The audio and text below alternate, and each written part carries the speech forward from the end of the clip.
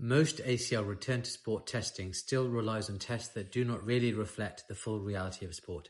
And this paper shows just how badly our measures can disagree. Welcome to the Sunday Paper Roundup, where I read the paper so you don't have to. I'm wearing my Portugal Diogo Jota shirt as it's the 1 year anniversary since we lost Diogo and Andre Silva, RIP. Also, with Portugal playing Spain tomorrow in the World Cup, this is my last chance to wear it before they get knocked out. This week's paper is on psychological and physical readiness profiles after ACL reconstruction.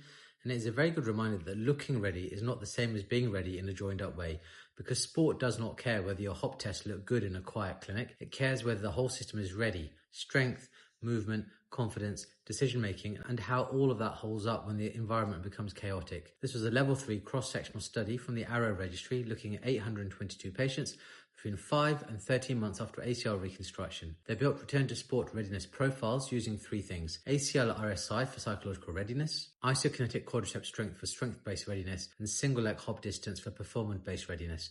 The cutoffs were familiar: ACL RSI 65 or more, and quadriceps and hop test limb symmetry index of 90% or more. Now here's where it gets interesting. About 70% passed the psychological readiness threshold, about 67% passed the hop test threshold, but only 29% passed the quadriceps strength threshold.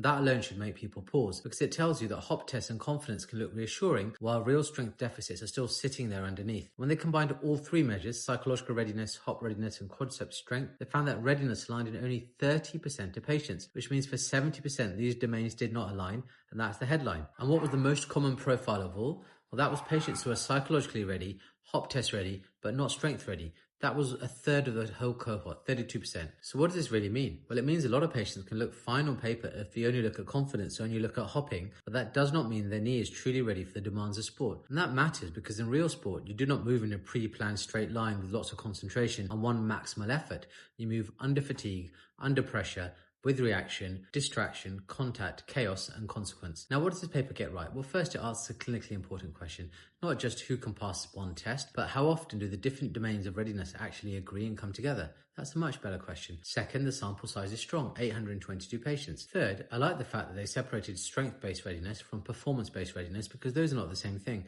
and this paper proves that. Fourth, it reinforces something many of us already suspect. Single-leg hop tests can sometimes flatter patients. There's 67% of passing hops, but only 29% of passing quad strength. Those tests are clearly measuring different things. So now the critical analysis. This is a cross-sectional study, so it gives us a snapshot, not a trajectory. It does not tell us directly who actually returned safely or who went on to re-rupture. That follow-up work still needs to be done. Second, the study operationalized each domain with a single measure. That is practical, but it's also reductive. Psychological readiness is more than ACL RSI. Physical readiness is more than one strength test and one hop test. So this is useful, but it is not the full map. Third, there was no standardized rehab protocol across sites. That improves generalizability, but it adds noise. And fourth, most patients were still under 9 months post-op, so we're not looking at a late, fully matured return to sport population. So to summarize, this paper does not mean that hop tests are useless or that ACL RSI is not worth it. It means that these things are insufficient in isolation, and that is the distinction. There are also some interesting subgroup findings. Patients in the neither psychologically nor physically ready profile tended to be older, and male patients had alignment between physical and psychological readiness more often than female patients. So what's my take home? Well, it's simple. Return to sport is not one thing. It's not confidence alone, it's not a hop test alone, and it's not quadriceps strength alone. It is the alignment of physical and psychological readiness in a body that is actually ready for the chaos of sport. So if you're clearing patients without looking at psychology, you're missing something. And if you're clearing them without really interrogating strength, well, then you're missing something too. So what's my verdict? Should you ignore it? Should you be aware of it? Or should you go right ahead and change your practice? My verdict: be aware of it and apply it. Not because it gives us a perfect return to sport formula, it doesn't, but because it's a very useful reminder that readiness is multidimensional and that too many of our current decisions still treat it as if it is one-dimensional. See you next Sunday. I'll keep breaking down the evidence as it lands.